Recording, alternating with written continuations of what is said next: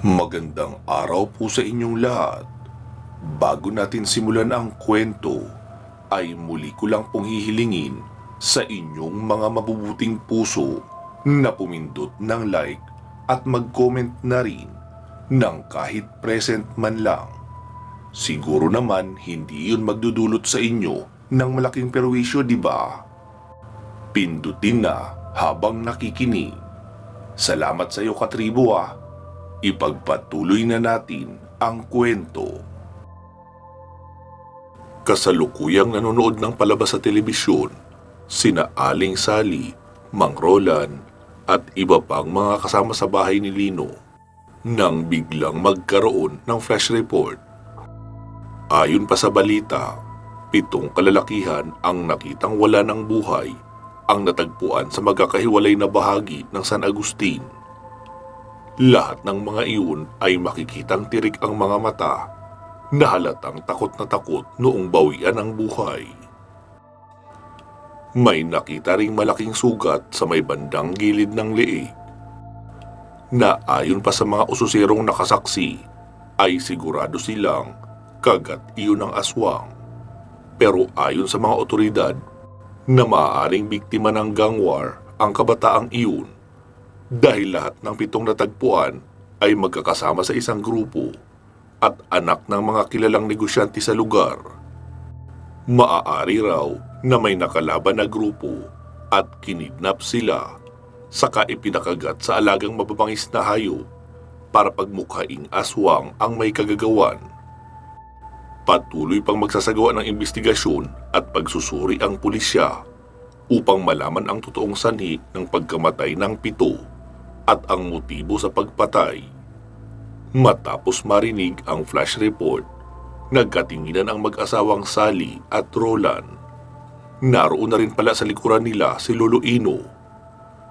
"Tay, anong gagawin natin? Mukhang may sumasalakay na naman na aswang sa San Agustin." Sabi naman ni Lolo Ino. "Anong magagawa natin roon? Mga aswang iyon. Wala naman ako sa kondisyon para manghunting pa ng mga aswang. Tsaka sa pagkakaalam ko, may bagong grupo ng mga aswang ang humahawak sa San Agustin. Mas matindi pa sila sa organisasyon ni Mayor Cerex. Kaya hindi rin biro kung basta na lang akong pupunta roon at hanapin ang mga aswang." "Pero tay, di ba sabi nyo, marami kayong nakasamang mga mandirigma na tumulong sa digmaan sa San Agustin? Baka pwede nyo silang tawagan at pakisuyuan na puntahan ang San Agustin." "Oo, tama ka, Sally. Pero sino naman sa kanila? Si Kulas ay kasama nila Lino. Sina Magnus naman ay taga Bohol iyon at sa Cebu ang huli nilang misyon. Kaya hindi ko alam kung saan sila hahagilapin." Kung sina Rafael at Micaela ang tawagan natin, tay?" Muling wika ni Aling Sally. "Oo, Sally. Pwede sila. Kaso, ayoko namang pasugurin sina Rafael doon sa San Agustin. Mga aswang iyon at malaking sindikato. Tapos si Rafael ay hindi naman babaylan o albularyo. Parang pangkaraniwang tao lang yun na may hawak na mutya na kayang pabilisin ang kilos niya. Anong laban niya sa sindikato ng malalakas na aswang? Tapos ang kasama niya si Micaela ay normal na tao lang din. Walang espesyal na kapangyarihan. Kargo di konsensya natin sila. Kapag napahamak sila doon, tayo ang nag-utos." "Tay, hindi naman sila mga bata, di ba? Siguro naman hindi sila susugod basta-basta kung sa tingin nila ay hindi nila kaya. Mas maigi na yung abisuhan mo si Rafael para kung sakali mang may mahanap siyang makakatulong sa kanya para lipulin ang mga bagong nabuong organisasyon ng aswang sa San Agustin, ay maaari niyang mapuntahan." "Ay, naku, Sally. Nagdadalawang isip talaga ako sa plano mo. Pero tama ka naman. Marami na rin namang karanasan si Rafael sa mga aswang at marami rin siyang kaalyansa na pwedeng makatulong. Sige, sasabihan ko. I-dial mo ang numero niya at ako ang kakausap. Naroon daw sa cellphone ni Lino ang numero. Sabi ni Lino, kapag may kailangan daw tawagan, ay hanapin lang sa cellphone niya." Mahabang paliwanag pa ni Lolo Ino. Sabi naman ni Aling Sally, Jenjen, anak, pakikuha mo nga ang cellphone ni kuya mo doon sa kwarto nila. Na-i-charge ko na yon. Naroon lang sa ibabaw ng lamesa sa dresser. Opo ma, sagot naman ng batang si Jenjen at dali-daling nagpunta sa kwarto ng kanyang kuya Lino. Noong makabalik ang bata ay dala na noon ang cellphone. Si Aling Sally na ang nag-on at hinanap ang numero na may pangalang Rafael. Heto tayo, wika pa ni Aling Sally sabay abot ng cellphone kay Lolo Ino. Lumabas ng bahay si Lolo Ino dahil medyo maingay sa loob. Ilang beses pang nagring ang cellphone sa kabilang linya bago may sumagot. Hello Lino, kumusta? Anong balita? Sagot pa ni Rafael. Rafael, ikaw ba ito? Ako ito, si Lolo Ino. Oh, Lolo Ino, anong nangyari kay Lino? Bakit ikaw ang napatawag? Wala namang nangyari sa kanya. Pero wala sila rito ngayon. Naroon sila sa kabilang mundo para iligtas ang kanyang mag-ina. Kasama niya roon si Tingting, pati na sina Kulas at Mancio. Kaya ako napatawag dahil may nakita ako sa balita. Maraming pinatay ang mga aswang sa San Agustin. Noong matapos ang digmaan, ay nanatili pa kami sa San Agustin para lipulin ang mga natirang aswang doon. May sinunog din kaming kuta ng mga aswang. Tapos, nagpalipas pa kami ng ilang araw bago umuwi dito. Kasi tahimik na roon at wala nang nanggagambalang mga aswang. Pero ngayon ay mukhang nananalasa na naman yung bagong dating na sindikato ng mga aswang. Black Triangle daw yata ang pangalan noon eh. Agad namang napabulala si Rafael. Sigurado ka lo, Black Triangle? Oo Rafael, yun din ang sabi noong aswang na nakaengkwentro namin doon. Kaya sa tingin ko ay tauhan nga ng Black Triangle ang gumagala sa San Agustin. Hindi ko lang alam kung ano ang kanilang motibo. Pero sa tingin ko ay gusto nilang makaharap si Lino dahil nagpapapansin sila. Ikinakalat nila sa main road ng syudad ang mga bangkay ng kanilang pinatay. Sinabihan kita para sana kung may kakilala kang makakatulong sa'yo na humarap sa mabagsik na aswang ay pwede mong pakiusapan at tulungan ka at pasyalan nyo ang San Agustin. Kawawa naman kasi ang mga mamamayan doon kung walang re-respondi sa kanila. Malabo naman yung mapuksa ng mga pulis. Sige po Lolo Ino, huwag kayong mag-alala. Mukhang may mahihingan ako ng tulong sa bagay na iyan. Balitaan ko na lang kay Lolo Ino kung sakaling may kailangan pa akong malaman. Sige Rafael, mag-iingat kayo ha. Opo Lolo Ino, salamat. Sagot pa ni Rafael tapos pinutol na ang tawag. Pagkapasok ni Lolo Ino sa sala ay nagsalita si Aling Sally. Anong balita tay? Nakausap po si Rafael? Oo anak, mukhang may mahihingian naman daw siya ng tulong. Kaya kapag nakontak niya yun, ay papasyalan nila ang San Agustin. Okay po, maiksing sagot pa ni Aling Sally at bumalik na sa panonood ng palabas sa telebisyon.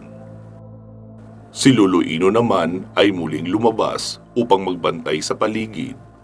Baka may gumagala na rin kasi palang aswang sa San Narciso at hindi pa nila nalalaman. Sa bahagi naman ni Rafael ay agad nitong tinawagan si Micaela. Hello Micaela, nasaan ka? Narito Rafael, sa Kuta 45 Bar. Kasama ko rito si Venus at si Benny. Ikaw ba, nasaan ka? Narito sa kondo. Sige, hintayin niyo ako dyan at pupunta ako. Copy that partner. Sagot naman ni Micaela. Agad nagsuot ng jacket na itim si Rafael at nagpunta sa bar na sinabi ni Micaela. Pagkarating roon ay agad siyang niyakap ni Benny. Brother, kumusta? Long time no see ah. Balita ko, may tinimbog kayo sa isang pamayanan ng mga aswang dito lang sa Santa Barbara. Oo, pero ang totoo, backup dancer lang kami doon. May magninong talaga na matagal lang humahunting sa mga aswang na iyon. Inamataan namin sila sa police station, kaya tinulungan na rin namin para masiguro magtatagumpay sila. Isang pamayanan ba naman ng mga aswang iyon? Tapos dadalawa lang sila. Oh, anong pakay mo at bigla kang napasugod rito? Manlilibre ka ba ng pangmagdamagang alak? Wika pa ni Benny. Sira, hindi. Naparito ako dahil tumawag si Lolo Ino. Wala daw kasi si Lino at Tingting. Naroon sa kabilang mundo.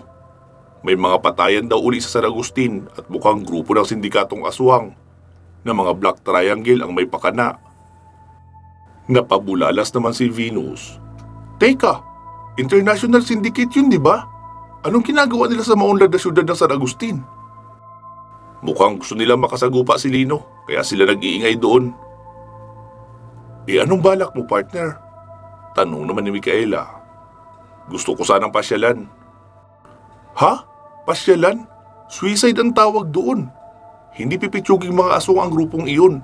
At kung si Lino ang pakay nila, malamang naghanda sila ng pangmalakasang alas na ipantatapat kay Lino. Lalo at alam nilang mabangis din yun si Lino. Tapos susugod tayo na baril at bala lang ang dala. Baka pagtawanan lang tayo ng mga iyon. Mahabang paliwanag pa ni Micaela. Sumagot naman si Rafael. Siyempre hindi tayo susugod ng tayo lang. Iimbitahan ko yung magninong na nakasama nating lumipol sa isang pamayanan ng aswang sa bundok. Sumagot naman si Venus. Pass muna ako dyan. May mahalaga akong assignment. Ikaw, Benny. Pass din muna ako dyan, pare. Nangako ako kay Kim na sasamahan ko siya sa kasong iniimbestigahan niya ngayon. Di tayo lang pala nito, partner. Wika pa ni Rafael. Tumango lang si Micaela. Siyempre, sino pa ba? Pag wala ka na ibang pagpipilian, ako na lang ulit. O sige na, umorder ka muna ng isang round bago natin tapusin ang gabing ito. Wika pa ni Micaela. Pasado 11:00 ay nagpasya nang mag-uwian ang lahat. Rafael, sa'yo muna ako makikitulog. Mas komportable roon kaysa sa barracks. Abay oo naman, walang problema.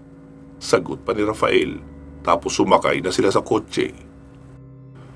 Pagkarating sa kondo ay naisipan ni Rafael na tawagan si Rigor, ang binatang minsan niyang nakilala kasama ang ninong nito. Hello, Kuya Rafael? Bakit ka napatawag?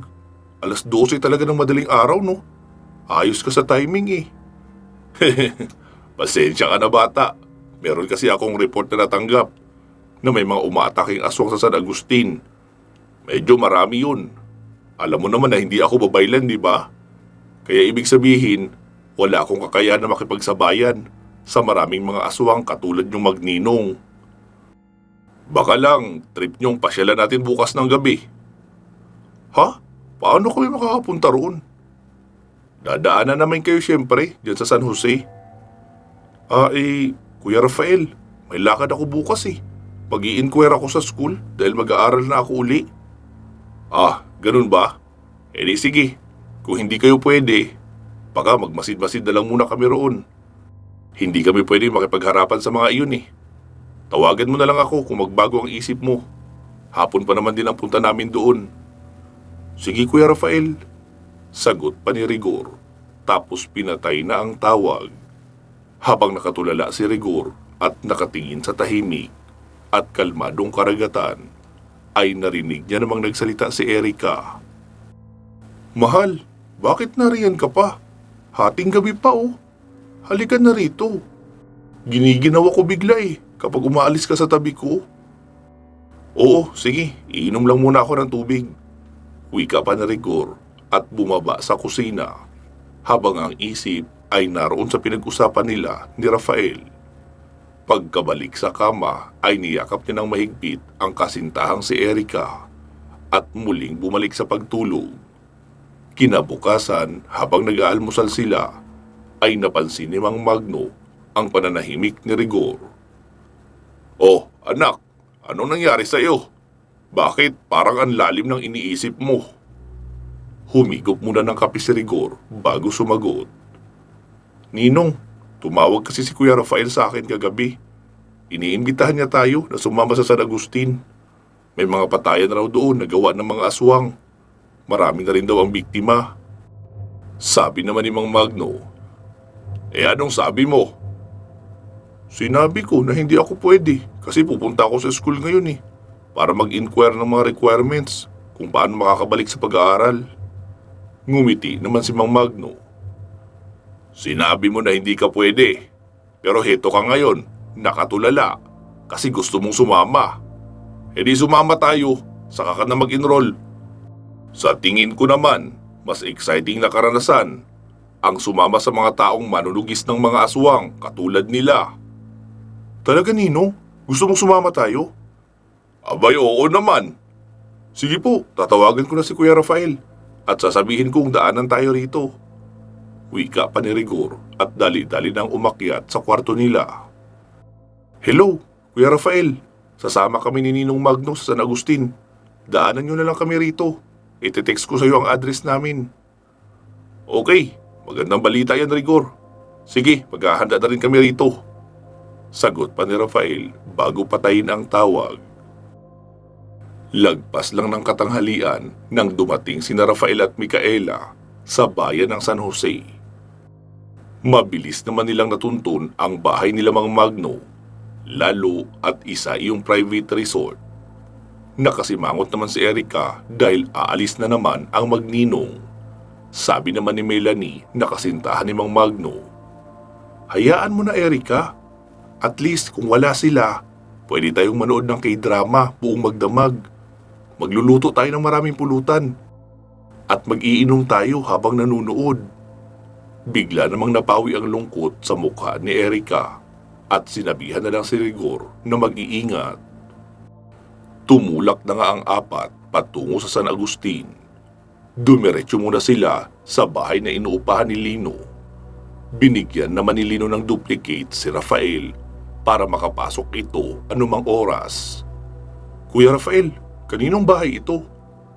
E di sa may-ari. Ayan o, yung tindahan dyan. Sila ang may-ari nito. Inuupahan ito ng kaibigan kong babayla na si Lino. Binigyan lang ako ng duplicate na susi para pwede ako makituloy. Hindi naman kasi pwede na magpakalat-kalat lang tayo sa daan habang naghihintay na may magparamdam ng mga aswang.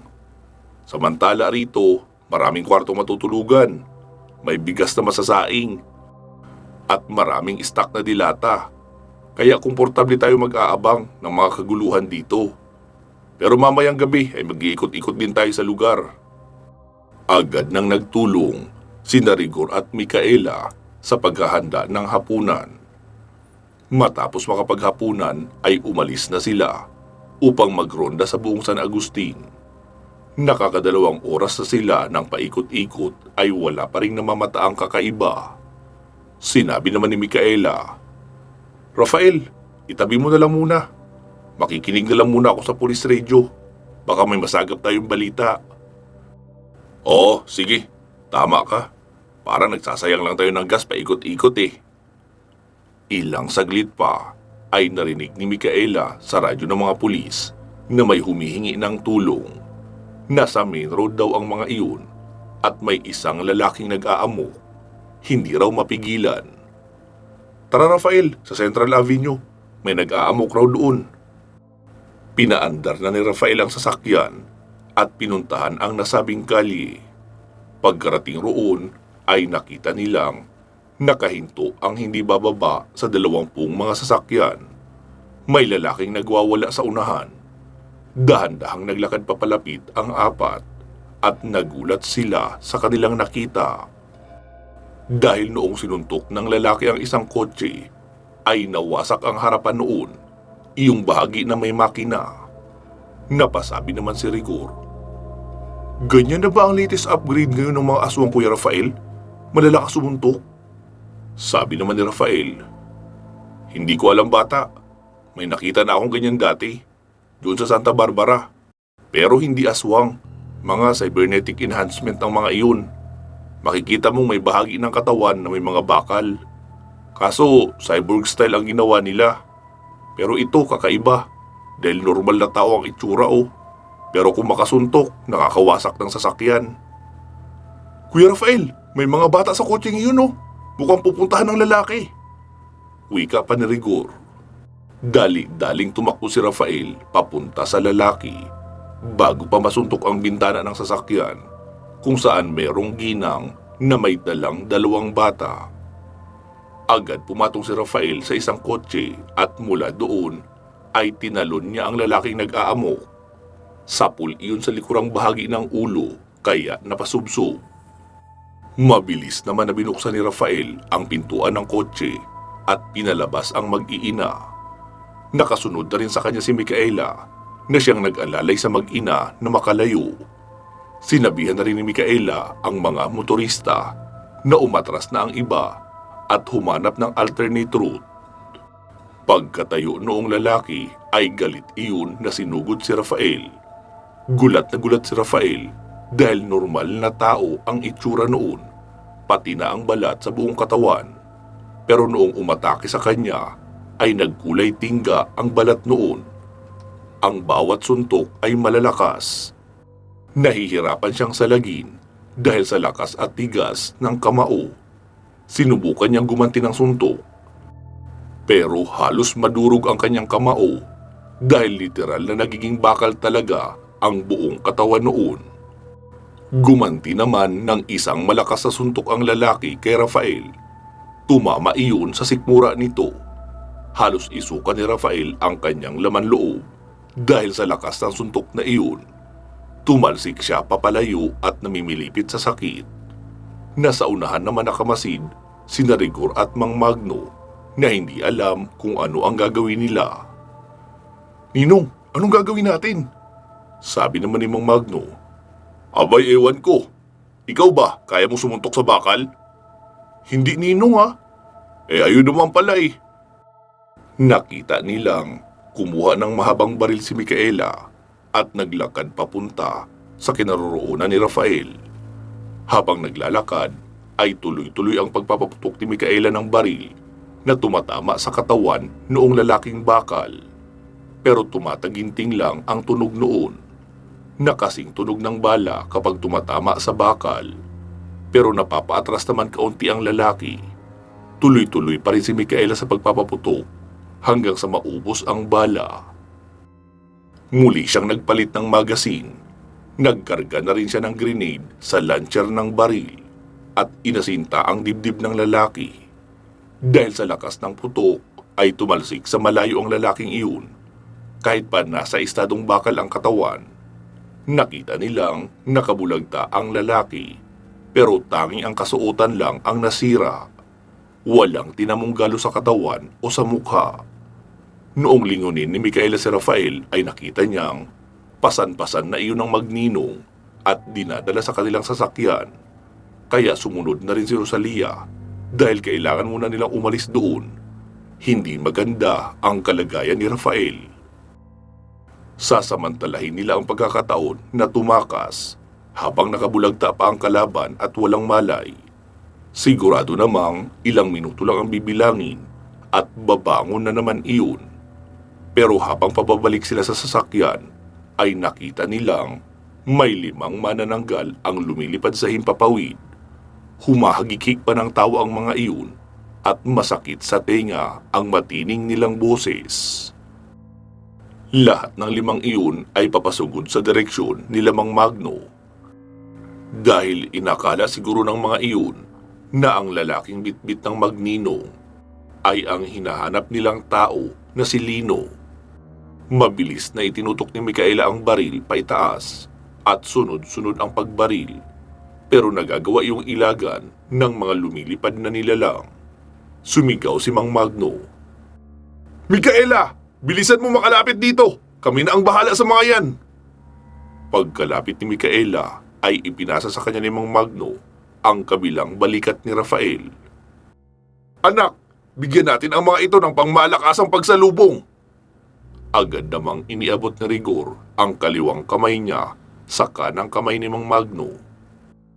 At noong malapit na sa kanila ang 5 manananggal, ay sabay na nilang ikinumpas paturo sa mga iyon ang kanilang tag-isang kamay at nagpakawala ng isang napakalakas na tigalpo. Tila isang napakalakas na shockwave ang kanilang nabuo. Sumabog ang 3 sa mga manananggal na iyon at nagkadurog-durog ang mga laman na kumalat pa sa kalsada. Ang dalawa namang naiwan ay nagkaputol-putol rin at tumalsik sa malayo. Sa madaling salita, ay patay ang 5 manananggal sa isang malakas na pinagsanib na tigalpo ng magninong. Hindi makapaniwala si Micaela sa kanyang nakita sa 5 manananggal.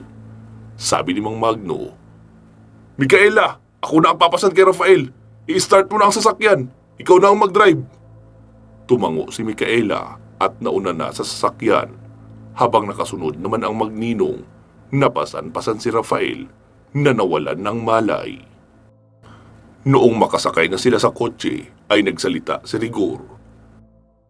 "Ate, bilisan mo. Bumangon na yung taong bakal." Saglit na napalingon si Micaela doon sa lalaki. Nakabangon na nga iyon, kaya pinaharurot niya na ng takbo ang sasakyan. Umuwi na muna sila ng bahay para asikasuhin ang kalagayan ni Rafael. Bago makarating sa bahay ay narinig nilang umungol si Rafael at nagsalita. Anong nangyari? Paano tayo nakawala sa taong bakal na iyon?" Si Micaela naman ang sumagot. "Napatalsik ko siya, partner, gamit ang grenade. Pero wala pa rin galos. Nawala lang ng malay saglit. Kaya iyon na ang sinamantala naming pagkakataon para makatakas." "Grabe talaga ang taong bakal na iyon. Parang normal lang ang reflexes niya eh. Mabilis kumilos. Hindi kagaya ng mga gawang cybernetics na may delay ang bawat paggalaw, kaya madaling mababasa ang atake. Pero iyon, parang natural sa kanya ang pagpapalit ng estadong bakal.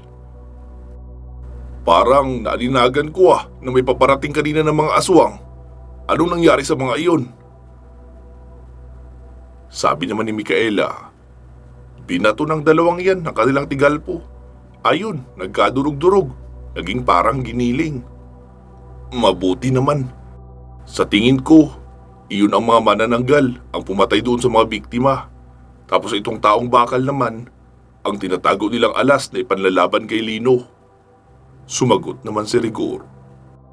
"Anong gagawin natin sa taong yun, Kuya Rafael? Tsaka, kailan ba babalik yung sinasabi mong si Lino?"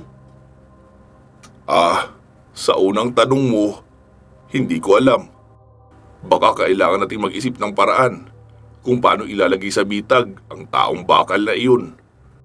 Sigurado akong tao din yun na kumakain ng pagkain at umiinom ng tubig. Kung maikukulong natin siya sa matinding bitag, pwede natin gutumin hanggang sa mamatay. Tapos yung tanong mo naman kung kailan babalik si Lino, hindi ko rin alam at wala ring nakakaalam dahil naroon siya sa kabilang mundo at iba ang takbo ng oras doon. Kaya kahit si Lino ay hindi niya masasabi kung anong buwan siya makakabalik." "Hala, ganun pala yun. Kahit pala magpunta lang doon ng ilang buwan, tapos pagbalik dito, matagal ka nang nawala." "Oo, ganun nga yun, Rigor." Nagpatuloy na sa pagpapatakbo ng sasakyan si Micaela hanggang sa makarating sila ng bahay. Ginamot na muna nila ang mga sugat ni Rafael at nilagyan ng yelo ang malaking pasa sa tadyang bago sila nagmerienda. Nag-on naman si Rigor ng telebisyon para manood ng palabas at mag-abang na rin ng balita kung may kakaibang mangyayari pa sa lugar. Pansamantala muna natin puputulin dito itong ating kwento. Magsama-sama tayong muli sa part 233. Bago po natin tapusin ang videong ito, ay batiin at pasalamatan muna natin ang ating current sponsor at mga super loyal na mga listeners na nag-join sa ating channel membership. Unahin na nating batiin at pasalamatan si Ma'am Aida Lasimet Calfe ng Qatar. Maraming salamat po, Ma'am, sa iyong solidong pagsuporta sa ating channel at mga projects. Sana po ay magtuloy-tuloy na ang inyong paggaling. Naway bigyan din kayo ng mahabang buhay at malusog na pangangatawan ng ating puong may kapal. Salamat din kina Sir Nilo Merdigia Luza, Ma'am Connie Flores, Ma'am Maria Victoria, Ma'am Georgina Bati, Ma'am Rose Halandumon, Sir Lito Bueno, Ma'am Lou Kira, Ma'am Sargent Katzdorms, Ma'am Christine Olson, Sir Jesmar Ocampo, Sir Eduardo Nicar, Ma'am Celsa Escartin, at kay Sir Dean Ciudadano. Marami pong salamat sa inyong pag-join sa ating channel membership dito sa ating main channel, pati na rin sa ating side channel na Kwentong Aswang Comics. Sa mga gusto pong maging bahagi ng ating channel membership, huwag na po mahiyang pumindot ng join button katabi ng ating channel name. Last but not the least, ay pinapasalamatan ko siyempre kayong lahat na palaging umaantabay at nakikinig sa ating dalawang channels. Inaanyayahan ko rin po kayong makinig sa ating magagandang series, kagaya na lang ng Aswang Killer na naroon sa ating side channel na Kwentong Aswang Comics, pati na rin ang Lihim ng Medalyon dito sa main channel na Katotohanan at Misteryo. Magiging active na uli iyon at sisikapin nating makapag-upload ng kahit isang part kada linggo. Maraming salamat po ha. Mag-iingat po kayo palagi at hanggang sa muli.